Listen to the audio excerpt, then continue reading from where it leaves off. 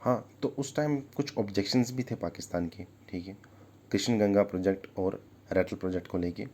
लेकिन उससे पहले मैं आपको बताऊंगा कि उस टाइम के जो पॉलिटिशियंस थे ना, उन्होंने इस फेक इक्वालिटी को दिखाकर अपनी पॉलिटिकल और डिप्लोमेटिक माइलेज को उन्होंने अचीव किया था, अपनी इमेज बनाई थी भाई इस ट्रेटी का यूज़ करके, ठीक है, बट इक्वालिटी थी नहीं। अब क्या है कि पाकिस्तान ने इन पर ऑब्जेक्शन लगा करके ये केस ले जाते थे कहाँ पे, या तो वर्ल्ड बैंक के पास या परमानेंट कोर्ट ऑफ आर्बिट्रेशन के पास। लेकिन इंडिया इंडिया सोचती थी कि ये प्रोसेस स्लो है और अनफेयर है, ठीक है। अब हम ज़्यादा से ज़्यादा प्रोजेक्ट बना रहे हैं, ठीक है। हमारा कहना ये है इंडिया का कि हम अपना ही पानी यूज़ नहीं कर पा रहे हैं and this is not a fair, ठीक है ना। अब क्या इनका ऑब्जेक्शन क्या था? पहला इनका ऑब्जेक्शन, इनको पाकिस्तान को डर क्या था?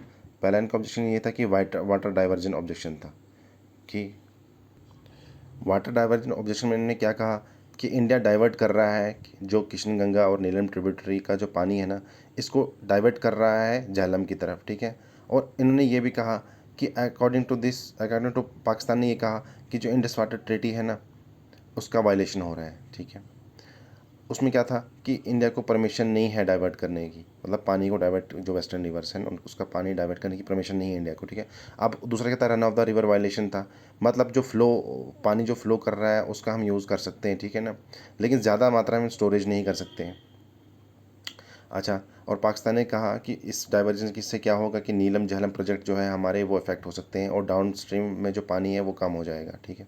और object related to Ratle project क्या था उनका, डिज़ाइन रिलेटेड, उन्होंने कहा कि spillway gates, intake structure, height of the dam, मतलब गेट्स बनाए गए हैं जिससे इंडिया फ्यूचर में पानी को कंट्रोल करेगा। इनटेक स्ट्रक्चर है, ज़्यादा से ज़्यादा पानी कंट्रोल करेगा। हाइट को लेके भी इशू था कि जितनी ज़्यादा हाइट है उतनी ज़्यादा में वो ज़्यादा से ज़्यादा पानी को स्टोर करेंगे, तो उससे क्या होगा, फ्यूचर में पानी रुक सकता है और हमें इम्पेक्ट पड़ सकता है बहुत ज़्यादा हमारे एग्रीकल्चर पे, ठीक है। अच्छा, एक्सेस कंट्रोल और वाटर फ्लो, ज़्यादा से ज़्यादा इनको कंट्रोल मिल जाएगा, वाटर के जो बहता हुआ पानी इस पर ज़्यादा से कंट्रोल कर पाएंगे फ्यूचर में, ठीक है। स्टोर कर पाएंगे, जब चाहे स्टोर कर पाएंगे, ज़्यादा से ज़्यादा जब चाहे रिलीज़ कर पाएंगे। और पाकिस्तान ने ये कहा कि ये भी ट्रीटी के अगेंस्ट है। अच्छा, स्टोरेज इशू था कि जो ट्रीटी में था कि जितना स्टोरेज करना है पानी, ये लिमिट से ज़्यादा स्टोर कर रहे हैं, ठीक है। और इंडिया को ये पावर मिल जाएगी कि, अच्छा, इंडिया को पावर मिल जाएगी रेगुलेट करने की, ठीक है, इस फ्लो को, जब चाहे वो रोकेंगे, जब चाहे वो रिलीज़ करेंगे टेम्परेरी, ठीक है। और मेन डर क्या था पाकिस्तान को, उनको ये लगता था कि अपस्ट्रीम कंट्री होने की वजह से इंडिया कभी भी डाइवर्ट कर सकती है पानी को टेम्परेरी, ठीक है, इस फ्लो को स्टॉप कर सकती है। और इससे क्या होगा, पाकिस्तान का एग्रीकल्चर और जो हाइड्रो पावर प्रोजेक्ट जो है वहाँ के, उस पर इम्पैक्ट पड़ेगा। पाकिस्तान 90% इस डिपेंडेंसी उनकी इरीगेशन पे है, जो वेस्टर्न रिवर्स है इन पे वो डिपेंड है 90%। अगर अब तो उनको एक साथ ही करना पड़ेगा, क्यों? क्योंकि 3 टाइम वॉर हुए इंडिया पाकिस्तान के बीच, तब हम चुप रहे। लेकिन जब पहलगाम अटैक हुआ उसके बाद ये स्टेप ले लिया गया है कि ये हम इंडस वाटर ट्रीटी को नहीं मानते हैं और ये नल एंड वर्ल्ड डिक्लेयर की गई, ठीक है। तो ये हमारी रिवर्स, ठीक है, मैंने आपको बता दिया था, तिब्बत से ओरिजिनेट होती है, इंडस फिर जाते होते होते इंडिया से होते हुए जाते चले जाती है पाकिस्तान में, ठीक है। दूसरी मैंने आपको बताई झेलम, ठीक है। तीसरी मैंने आपको बताई चिनाब, रावी, बीस, उसके बाद सतलुज, ठीक है।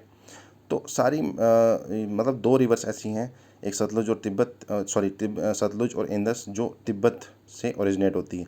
बाकी हमारे यहाँ ऐसे होती है। हमारा ये कहना है कि हम अपने पानी को यूज़ नहीं कर पा रहे हैं, और इंडिया क्या कर रही है अब, शाहपुर कांडी डैम जो रावी रिवर पे बना रही है ना, जिसका पहला पानी मैक्सिमम यूज़ करती थी पाकिस्तान, ठीक है ना, अब उसका मैक्सिमम पानी जो होगा वो हम यूज़ करेंगे उसको डाइवर्ट करके, ठीक है। शाहपुर शाहपुर कांडी डैम प्रोजेक्ट जो है वो बहुत ही जल्द बनने वाला है, जिस वजह से क्या हो जाएगा कि हम पानी को डाइवर्ट करेंगे और रावी का जो पानी है मैक्सिमम हम यूज़ करेंगे, इसको हम डाइवर्ट कर देंगे, ठीक है। तो ये था हमारा टॉपिक, और आज का मेरा सवाल ये है, आप मुझे बताइए, जो किशन गंगा रिवर है ना, वो किसकी ट्रिब्यूटरी है, और रैटल पावर प्रोजेक्ट जो है वो किस रिवर पे उसको कंस्ट्रक्ट किया गया है। Okay, bye.